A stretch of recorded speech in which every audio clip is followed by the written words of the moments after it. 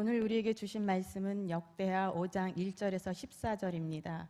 찾으신 후 저와 여러분이 한 절씩 교독하신 후 마지막 절은 다 함께 합독하시겠습니다. 역대하 5장 1절에서 14절입니다.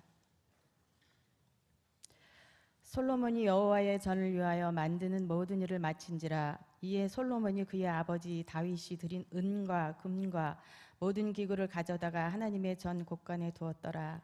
이에 솔로몬이 여호와의 언약궤를 다윗성 곧 시온에서부터 메어 올리고자 하여 이스라엘 장로들과 모든 지파의 우두머리 곧 이스라엘 자손의 족장들을 다 예루살렘으로 소집하니 일곱째 달 절기에 이스라엘 모든 사람이 다 왕에게로 모이고 이스라엘 장로들이 이름에 레위 사람들이 궤를 매니라. 궤와 회막과 장막 안에 모든 거룩한 기구를 메고 올라가되 레위인 제사장들이 그것들을 메고 올라가매 솔로몬 왕과 그 앞에 모인 모든 이스라엘 회중이 궤 앞에서 양과 소로 제사를 드렸으니 그 수가 많아 기록할 수도 없고 셀 수도 없었더라. 제사장들이 여호와의 언약궤를 그 초소로 메어 드렸으니 곧 본전 지성소 그 그룹들의 날개 아래라.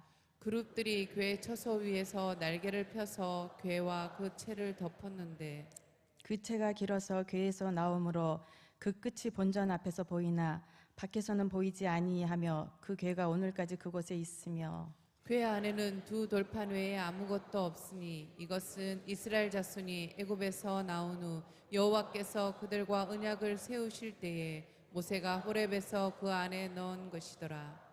이때에는 제사장들이 그 반열대로 하지 아니하고 스스로 정결하게 하고 성소에 있다가 나오매 노래하는 레위 사람 아삽과 헤만과 여두둔과 그의 아들들과 형제들이 다 세마포를 입고 제단 동쪽에 서서 재금과 비파와 수금을 잡고 또 나팔 부는 제사장 120명이 함께 서 있다가 나팔 부는 자와 노래하는 자들이 일제히 소리를 내어 여호와를 찬송하며 감사하는데 나팔 불고 재금치는 모든 악기를 울리며 소리를 높여 여호와를 찬송하여 이르되 선하시도다 그의 자비하심이 영원히 있도다 하매 그때에 여호와의 전에 구름이 가득한지라. 제사장들이 그 구름으로 말미암아 능히 서서 섬기지 못하였으니 이는 여호와의 영광이 하나님 전에 가득함이었더라. 네, 아멘. 우리가 일어나 베델로 올라가자. 내 환난 날에 내게 응답하시고 내가 가는 길에서 나와 함께 하신 하나님께 내가 제단을 쌓으려 하노라. 아멘. 여러분, 오늘 이 새벽도 하나님께서 도우심에 하나님의 집, 하나님의 성전을 바라보며 베델, 하나님의 은혜의 젖으로 나와 올라와 예배하는 우리 700용사 여러분들과 각 가정에서 하나님의 성전을 바라보고 하나님의 솔로몬처럼 성전을 바라보고 영과 진리로 예배하는 기도원의 300용사들, 모든 새벽을 깨우는 위대한 믿음의 기도의 용사들 위해 하나님께서 환난 날에 응답하시고 여러분이 걸어가는 인생길에 여러분이 함께하여 주시며 그 하나님께 영과 진리로 예배하기를 원하는 중심을 따라 하나님께서 여러분의 일생을 하나님의 은혜에 붙잡히고 이끌리고 세우심을 받는 그런 여러분의 생애가 되기를 이 창세기 35장 3절 말씀으로 축원합니다. 보배로운 여러분, 무엇보다도 우리 안에서 지어지는 일들을 바라볼 때에 우리는 과연 기쁨으로 되어지는 일들을 보며 기뻐하고 있는가? 그렇지 않으면 아쉬움 속에서 하루하루를 보내는가?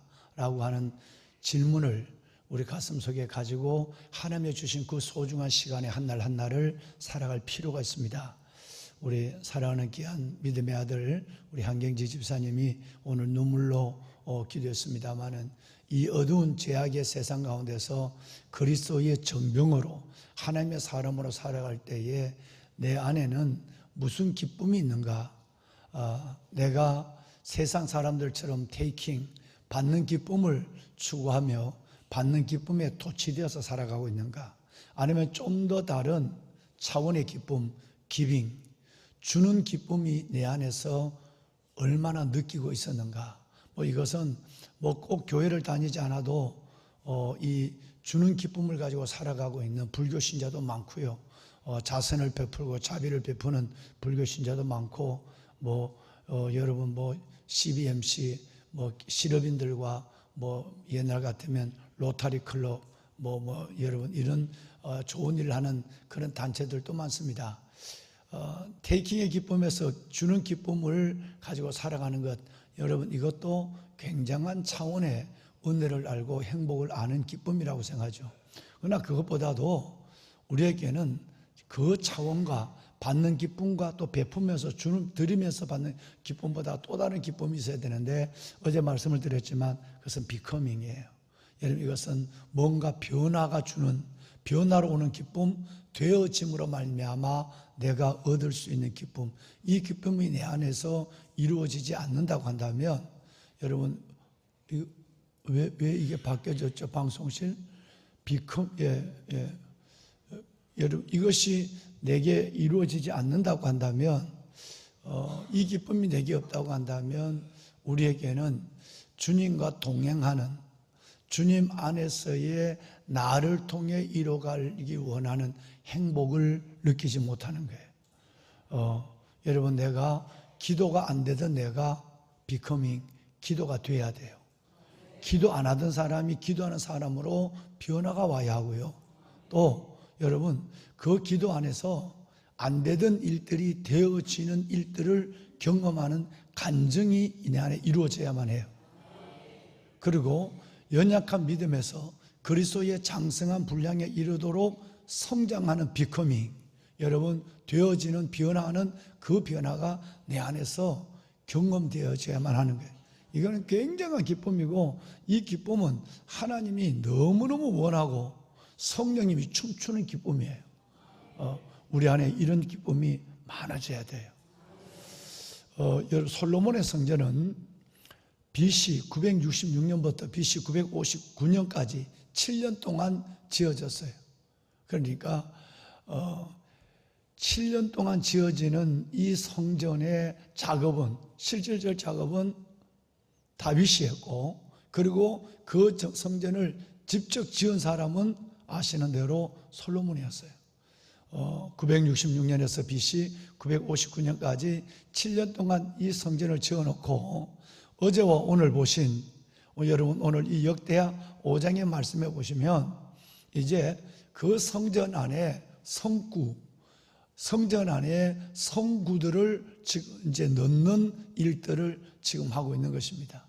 자, 근데 여기에서 우리가 보면 참 초기 솔로몬을 통해서 감사하고 우리가 또 본받을 수 있는 내용이 뭐냐 하면, 단순하게 7년 동안 아무것도 없는 준비된 자리에서 성전만 지어지는 비커밍, 성전만 건물이 지어지는 변화와 되어지는 그 비커밍만 있는 시간이 아니었어요. 이 기간은 오늘 성경을 들여다보면 바로 솔로몬의 믿음이 아버지의 믿음처럼 실패를 경험하지 않아도 성장하는 모습을 우리는 오늘 이 짧은 5장 안에서도 넉넉히 볼 수 있었다라고 하는 거예요. 여러분, 오늘 가만히 보면 제일 중요한 것이 솔로몬이 2절 말씀에 성전을 지어놓고 제일 먼저 성구를 드리는 성전에 드리는 작업을 하면서 하나님의 법궤 1m 밖에 안 되거든요. 우리 강대상 정도, 딱 요 정도예요. 이 안에 이 위에는 스랍 천사의 날개가 있고, 그 안에 하나님께서 오늘 10절에 말씀하신 것처럼 이 안에는 오직 십계명, 모세가 하나님이 친히 친수, 하나님이 직접 쓰신 그 십계명을 받아왔던 십계명이 이 안에 들어있는 이 이제 법궤를 옮기는 거예요. 이 법궤를 옮기는 작업에서 오늘 2절을 보면 아버지 쟤도 맞다 그러잖아. 왜 애를 데리고 나가? 왜 아빠가 왜 그래? 아빠가 저런 아빠가 그 아가 그 찬송하고 아멘하고 있는데 왜 데리라고? 여러분 행복합니다. 새벽에 저런 애의 웃음소리를 듣는 것이 은혜입니다. 할렐루야. 정말 은혜예요, 은혜.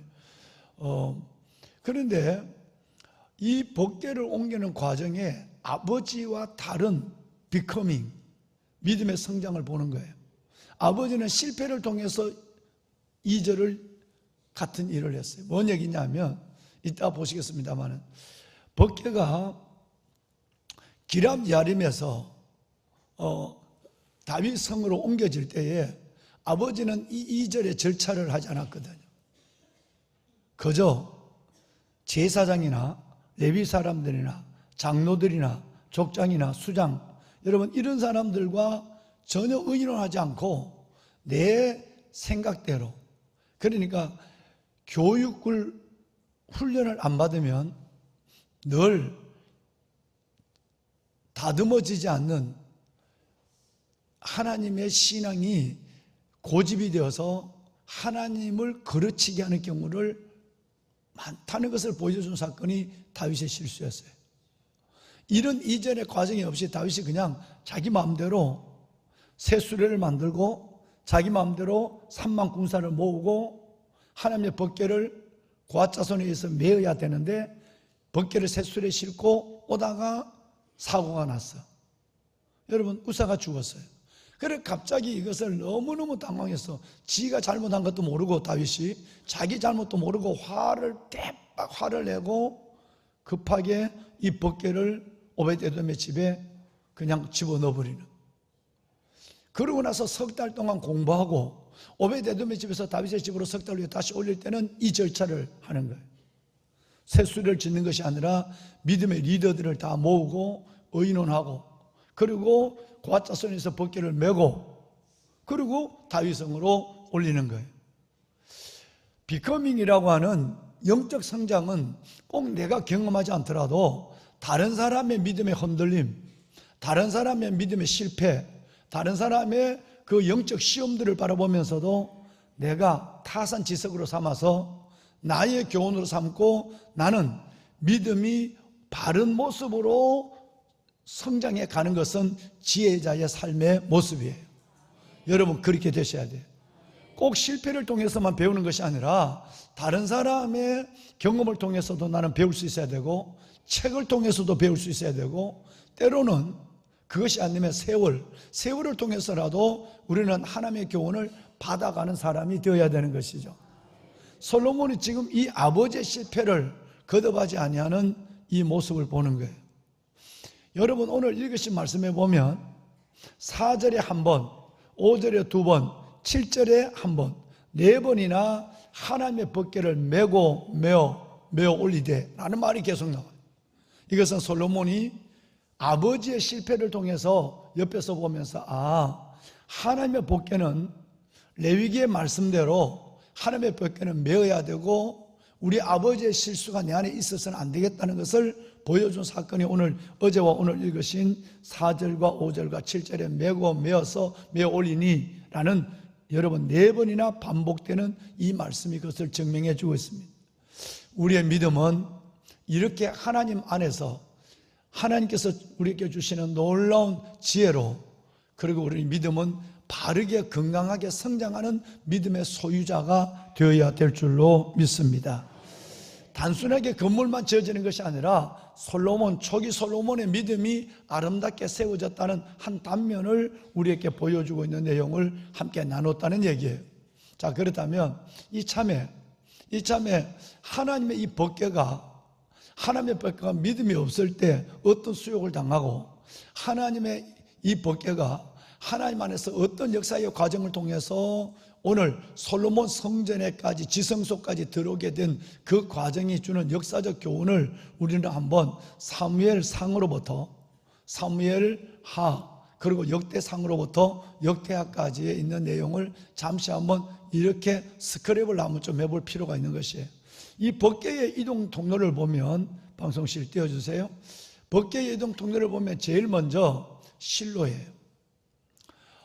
불행하게도 믿음이 없던 사울왕, 여러분 믿음이 없이 이 법궤를 하나님의 허락도 받지 아니하고 실로에 있는 이 법궤를 어디로 들고 나가느냐 하면 전쟁터로 들고 나가요. 그래서 전쟁터에 들고 나가서 블레셋 나라에 빼앗겨 버려요. 여러분, 이것이 바로 사무엘상 4장에서 5장으로 기록되어 있습니다. 그게 실로에 있던 하나님의 법궤가 믿음 없는 사울 왕이 전쟁이 질 것 같으니까 이 법궤만 들고 전쟁터 나가면 하나님이 저절로 이겨줄 것 같은, 그래서 믿음 없는 사람들이 성경을 베고 베개를 삼아 잠자는 사람이 있고, 제발 성경은 베고 자지 마세요. 성경을 베고 자기도 하고 성경을 맨날 보지는 안 하고 하나님의 말씀 듣지 않고 손에 들고 다니기만 하고, 여러분, 이런 성경이 때로는 우스운 얘기지만 부적같이 보여지는 믿음이 없는 사람들의, 여러분, 이 성경은 능력이 없는 거예요. 보지 않는 성경, 듣지 않는 말씀, 여러분, 묵상하지 않는 이 성경은 아무 능력이 없는 거예요. 오늘 사울 왕이 바로 이 실수를 범하고 있는 거예요. 하나님의 믿음 앞에 믿음도 없이, 하나님의 허락도 없이 실로에 있는 이 하나님의 법궤를 들고, 이 안에 십계명이 있으니까 이걸 들고 전쟁터 나갔다가 블레셋 나라에 보았겠어요. 블레셋 나라는 법궤를 빼앗는 순간 그는 하나님의 신을 이겼다고 기치창음을 들고 환호를 했어요. 그래서 이 법궤를 아시는 대로 아스돗, 그 다음에 여러분 가드, 그 다음에 에그론, 이렇게 법궤가 가는 데마다 지향을 일으켰어요.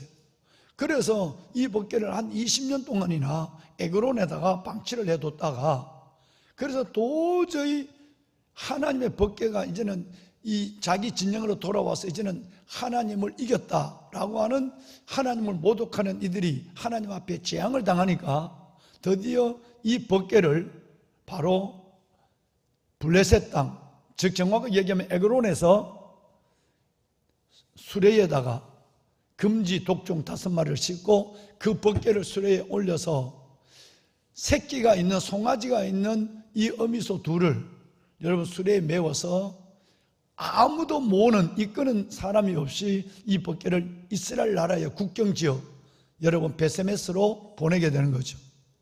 그럴 때 아시는 것처럼 사도행전에 사무엘상에 보면 7장에 보면 여러분 이 법궤를 실은 이 암소가 송아지를 두고 울면서 좌우로 치우치지 아니하고 똑바로 누가 끄는 사람이 없는데 법궤를 끌고 베스메스로 가져왔어요.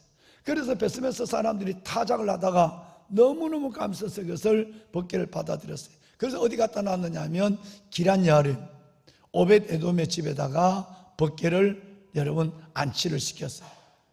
그래서 여러분 이 기람야임 오벳 에돔의 집에 있던 이 법궤가 블레셋에서 빼앗겼던 시간까지 다 하면 한 20년 정도가 여러분 있은 거예요.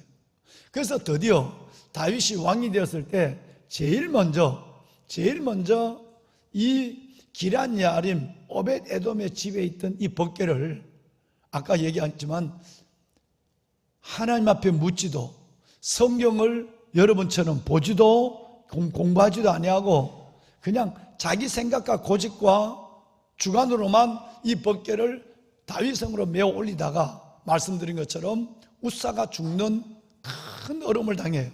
어려움을 당하자마자 이 법궤를 바로 오벳 에돔의 집에다가 갖다 넣어놨단 말이에요. 오벳 에돔 집에다 넣었죠. 그런데 놀란 것은 우사가 죽은 이 하나님의 법궤가, 언약궤가 오벳 에돔의 집에 석 달 동안 있으면서 너무너무 놀라운 복을 줬어요. 우리는 새벽 시간을 통해서 이 오벳 에돔의 가문, 오벳 에돔의 아들들, 이분들이 얼마나 큰 복을 받았는가, 이분들의 이름이 성경에 얼마나 하나님이 계속해서 오벳 에돔을 띄워주는가, 신실한 내 아들 오벳 에돔, 신실한 여러분 이 오벳 에돔을 왜 하나님이 올려주는가, 지나칠 정도로 하나님이 너무할 정도로 오벳 에돔을 띄우는 모습을 우리는 새벽 예배를 통해서 역대상을 통해 충분히 보아왔어요. 그래서 다윗은 이제 이 석 달 동안 여러분 오벳 에돔의 집에 법궤가 안치되어 있던 이 석 달 동안 다윗은 충분히 하나님을 공부하고 이제 바로 유사들을 불러 모으고 장로들을 불러 모으고 제사장을 부르고 그리고 의논해서 그들을 앞세워서 하나님의 법궤를 실는 것이 아니라 메고 다윗성으로 여러분 이 법궤를 이동하는 거예요. 다윗성에 들어왔지만 성전이 없었기 때문에 장막, 천막 안에 이 법궤가 그동안 안치가 되어 있었어요. 천막 안에다가 보관을 했다 이 말이에요. 이 천막 안에 있던 이 법궤가 이제 BC 아까 말씀드린 대로 966년 그리고 7년 이후 959년까지 솔로몬의 성전이 그토록 소원하던 솔로몬의 성전, 옛날 광야, 이스라엘 민족들이 광야에 올 때는 천막으로 되어 있는 성전, 광야 교회, 광야 성전이었지만 이제는 제대로 건물을 지어서 지금처럼 여러분 이 건물을 지어서 하나님의 법궤가 여러분 들어오는, 그래서 솔로몬의 성전에 오늘 보면 이 법궤가 이제 들어오는 거예요. 파란만장한 역사의 과정을 보고 파란만장한 그 과정 속에서 큰 교훈을 깨닫고 법궤가 하나님의 집으로 들어왔다는 거예요. 우리는 이것을 통해서 바로 사울에부터 시작해서 다윗을 거쳐서 그리고 세 번째 왕 솔로몬에 이르기까지 하나님의 법궤가 믿음이 없을 때 어떻게 아무 힘이 없는 것이 되고, 믿음 있는 이 법궤가 믿음이 있다 할지라도 지식이 없으면, 하나님에 대한 신지식이 없으면 다윗처럼 또 실수할 수도 있고, 이것을 하나님을 하나님 되게 하는, 하나님을 하나님 되게 하는 제대로 알고 믿는 믿음이 우리 안에 있어야 우리는 내 고집이 하나님을 이기는 이런 어리석음이 없이 똑바로 우리 믿음이 변화되어 가고 비커밍 되어지는 아름답게 성장하는 믿음을 가지고 하나님 앞에 갈 때까지 잘할 수 있다 라고 하는 것을 보여준 사건이 바로 여러분 법궤의 이동 사건이라고 볼 수가 있는 것이에요. 여러분 지금까지 이 모든 것은 사무엘 상으로부터 역대하 5장까지의 모든 법궤 사건의 역사를 총정리를 해서 오늘 여러분께 말씀을 드린 것입니다. 보면은 여러분, 자 그러면 다윗성에서 아까 솔로몬 성전에 들어오기 전에 다윗이 이제 제대로 하나님을 배워서 벽궤를 메워 올렸던 다윗성에 들어간 이 법궤가 다윗성에서 얼마 동안 있었겠는가? 여러분 40년을 있었어요. 만 40년. 기럇야림에서 20년, 그리고 만 40년 정도 있으면서 이 법궤가 40년 만에 하나님의 성전으로 들어왔어요. 여러분 지금 앞에 우리 교회 지금 바로 나가시면 늘 이쪽으로 가시는 분들은 건축 현장을 못 보시고, 늘 이쪽으로 나가시는 분들은 아마 건축 현장을 보시면서 내려보시고 늘 기도하고 여러분 이렇게 이동하시는 걸로 제가 보고 있습니다. 지금 우리 바로 앞에 다음 세대를 위한 모리아 성전, 이 모리아 성전이 지어지고 있습니다. 아마 다음 주, 이번 주하고 다음 주 주중까지 되면 367개의 CIP가 다 바뀌어지게 될 것이에요. 여러분 비가 오고 해도 이거 신속하게 이 모든 일들이 잘 지금 진행되고 있습니다.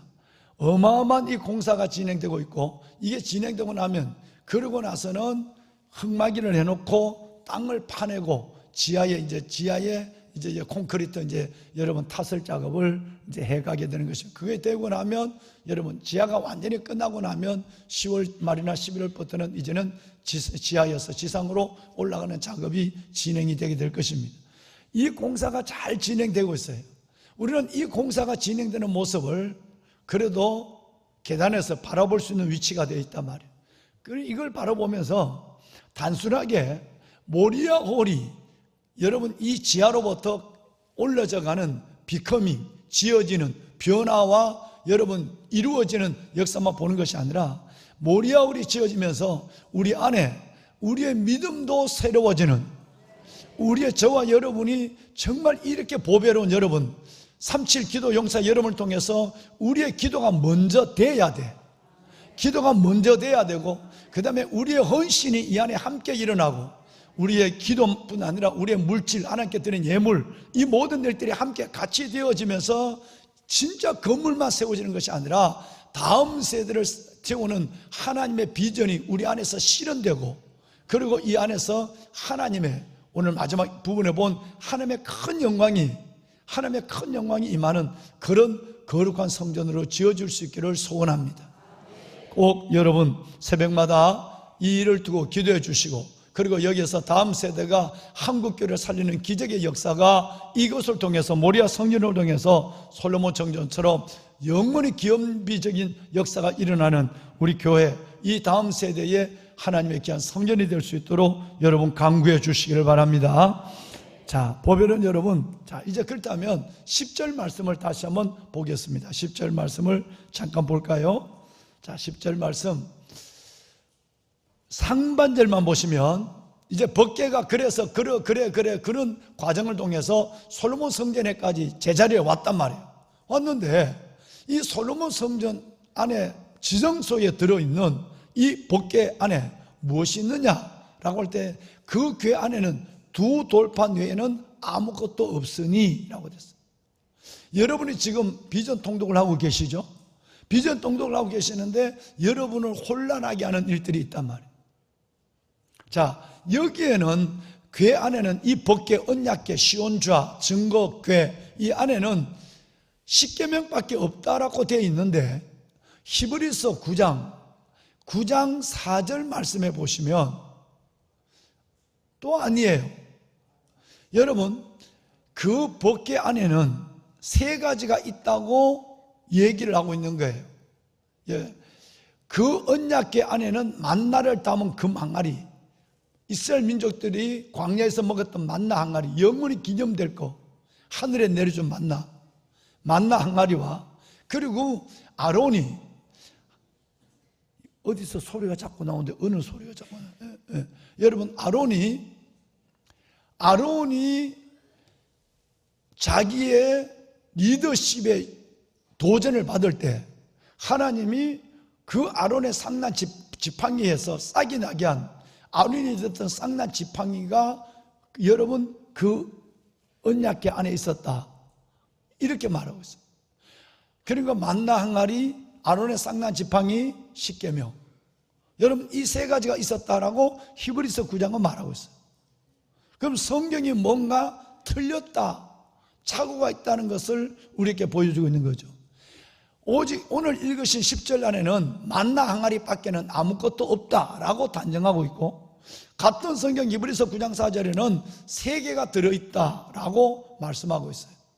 이 부분에 대해서 성경을 읽을 때마다 여기서 출애굽기 말씀을 16장 33절 34절을 볼 거나 민수기 17장을 볼 때도 또 있습니다.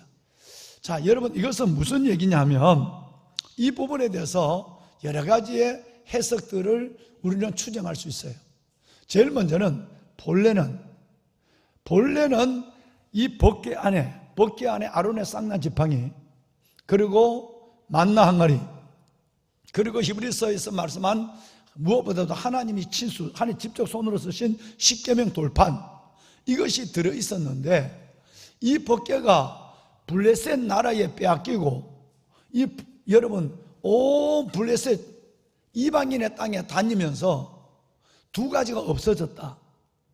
만나 항아리와 아론의 쌍난 지팡이가 분실됐다는 성경의 해석들이 많은 설득력을 얻고 있어요. 그래서 이제는 진짜 법궤가 솔로몬의 성전에 들어왔을 때는 그 긴 세월 동안에 이방 땅을 다니면서 두 가지는 잃어버렸고, 그리고 만나 항아리밖에 없었다라고 하는 해석이 가능한 거예요. 추측이 가능한 거예요. 두 번째는 여러분, 언약궤의 범위, 히브리 원어를 보면 언약궤의 범위에 대한 문제인데, 단지 안에 인이라는, 우리 영어로 인이라는 말은 언약궤 앞만을 의미하는 것이 아니라 하나님의 법궤 옆이나 앞이라는 장소적 의미까지 포함된 단어로 해석할 수 있어요. 그러니까 다시 말씀을 드리면 이 법궤 안에는 하나님이 친수하신 10계명만 있고, 그리고 법궤 옆에, 법궤 앞에 하나님께서 만나 항아리와 지팡이가 그 법궤 안에 있다. 그래서 장소적 의미에서 좀 더 포괄적인 해석이 가능한 원어가 있거든요. 그러니까 안에 있다는 말은 법궤가 있는 자리에 있었다라고 라는 것으로 해석하는 많은 신학자들의, 주경 신학자들의 해석이 있는 것입니다. 예를 들어서 출애굽기 16장 33절 34절을 볼까요? 33절 34절 모세가 아론에게 이르되 항아리를 가져다가 그 속에 만나 한 오멜을 담아 여호와 앞에 두어 그랬어요. 여호와 앞에 둔다는 말은, 여호와라는 말은 이 벗개 앞에 두었다라는 말로 설명하고 있거든요. 34절 볼까요? 34절 또 보시면 아론이 다 같이 읽습니다. 아론이 여호와께서 모세에게 명하신 대로 그것을 증거판 앞에 두어 간수하게 하여, 증거궤 앞에 두었다라는 말씀이 성경 자체 해석을 가지고 있단 말이에요. 자, 또 하나 민수기 17장 말씀을 볼까요? 10절 말씀에 보면 함께 읽습니다.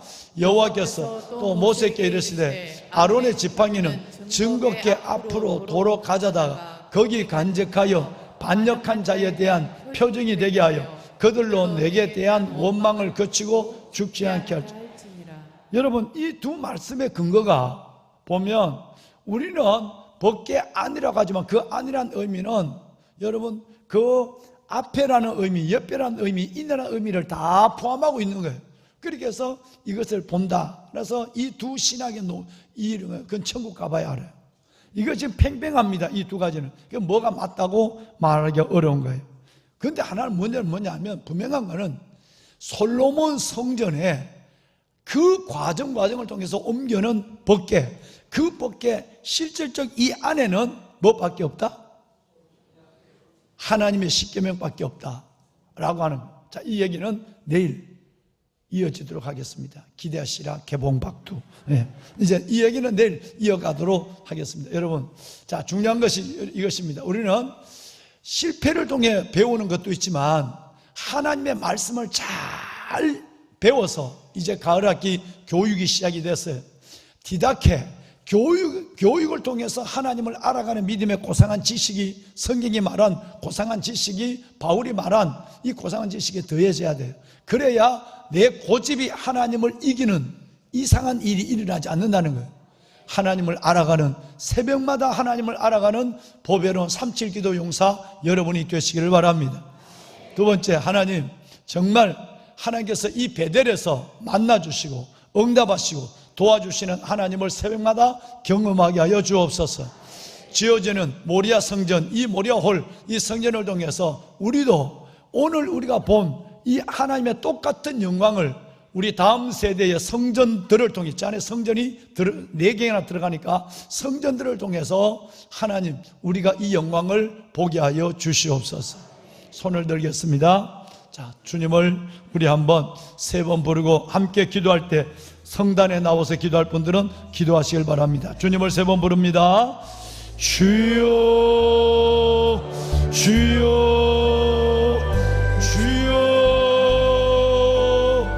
살아계신 아버지, 아버지 은혜와 주의 놀라운 사랑을 감사합니다.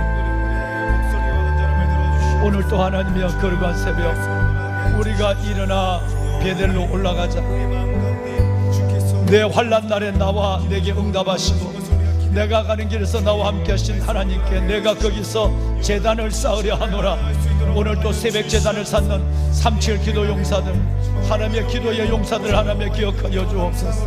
오, 내 주 여호와 살아계신 하나님, 이들이 하나님 앞에 나와 부르짖어 기도하며 하나님의 말씀 앞에서 하루의 삶을, 내게 남은 일생을 조율해 갈 때 아버지 하나님의 주의 영이, 아버지의 영의 이들 속에 충만하게 하여 주옵소서. 모든 어둠의 잔재들은 사라지게 하시고 빛과 생명과 진리의 성령과 진리의 말씀이 우리에게 주신 하나님의 은혜만 우리 가운데 가득하게 하여 주옵소서. 새벽마다 나를 깨워주소서. 아버지, 새벽마다 내 영이 열려지게 하여 주옵소서. 새벽마다 하나님의 말씀이 내 안에 채워지게 하여 주옵소서. 진리의 성령과 진리의 말씀이 새벽 하나님의 그 비밀의 시간 내 영혼과 내 삶 속에 가득히 채워지는 하나님의 은혜를 경험하게 하여 주옵소서. 아버지의 자녀들을 기억하소서. 오, 살아계신 아버지, 아버지의 자녀들을 기억하여 주옵소서. 아버지의 자녀들을 축복하여 주옵소서. 내 주 여호와 살아계신 아버지, 새벽에도 오시는 하나님, 이 나라 대한민국을 살려주옵소서. 3.7 기도 용사들의 기도를 들으소서. 아버지 이 나라 대한민국을 살려주옵소서. 불법이 하나님의 불의가 진리를 막는 하나님의 이 어두운 시대 속에 모든 악법을 막는 일들을 하나님이 막아주시고 하나님의 법관들로 말미암아 하나님의 악법이 잘못 해석되지 않게 하여 주옵시고 오 아버지 하나님 이 나라를 지켜주옵소서. 하나님의 한국교회를 살려주시고 아버지 하나님 이 교회가 다시 한번 하나님 앞에 부흥을 보게 하여 주시고 하나님의 다음 세대를 살리는 하나님의 역사가 우리 3.7 기도 새벽을 깨우는 기도 용사 가운데 일어나게 하여 주옵소서. 하나님 감사합니다. 모리아우를 건축하게 하시니 감사합니다. 하나님이여 금과 은과 녹화체를 무수하니 너는 일어나 일하라. 여호와께서 너와 함께 하실 줄로다. 하나님이여 모리아 성전이 이 모습으로 이 하나님의 능력으로 이 은혜로 지어지게 하여 주옵소서. 우리의 기도 속에 역사하신 하나님의 은혜를 보게 하시고 우리의 기도와 물질로 아버지 하나님의 이 성전이 아름답고 귀한 하나님의 기적같이 지어지는 역사를 보게 하여 주시옵시고 오 살아계신 아버지 하나님 살아계신 아버지 하나님이여 이 성전을 통해 하나님의 솔로몬의 성전처럼 영광을 받아 주시옵소서. 모리아 성전이 아버지 하나님 아비나답의 타작마당에 하나님의 지어진 것처럼 아라우나의 타작마당에 지어진 것처럼 아버지 하나님의 이 하나님의 솔로몬의 성전이 이삭이 하나님의 제단을 바쳤던 곳에 하나님의 지어진 것처럼 모리아산에 지어진 것처럼 하나님의 바로 지어지는 하나님의 모리아 성전이 하나님의 거룩한 하나님의 예수 그리스도의 반석 위에 예수 그리스도의 반석 위에 지어지는 하나님의 성전이 되게 하여 주옵소서. 하나님이 행하시는 기적을 하나님이 행하시는 영광을 하나님이 행하시는 놀라운 하나님의 예비되심을 보게 하옵소서. 축복하소서. 하나님 감사합니다. 영광이 아버지 하나님의 감사합니다. 영광이 아버지 하나님의 감사합니다. 주의 자녀들의 축복하소서. 하나님 아버지 하나님 무엇보다도 우리의 다음 세대들이 하나님 마음껏 예배하며 마음껏 하나님 주신 하나님의 의사를 개발하며 마음껏 배우며 아버지 하나님 하나님의 나라를 꿈꾸며 미래의 하나님의 지성과 덕성과 야성과 영성과 주역들로 자랄 수 있도록 도우소서. 이 새벽 3.7 기도 용사들 속에 하나님의 기적을 베푸소서. 하나님의 권능의 손을 내밀어 주시옵소서. 할 수 있거든요. 무슨 말이냐 믿는 자께 능치 못할 일이 없나이다. 하나님 역사하소서. 아버지 역사하소서. 아버지 역사하여 주옵소서.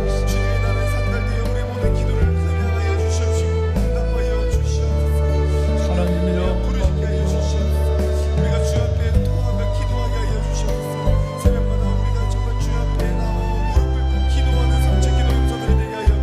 하나님 축복하소서.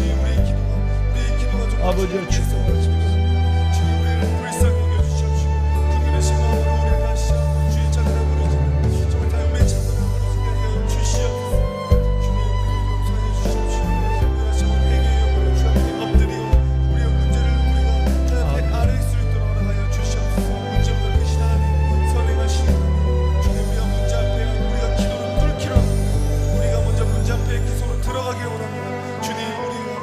다시 한번 주의 그 기적을 우리가 경험하며 새벽마다 부르짖게 하여 주시옵소서.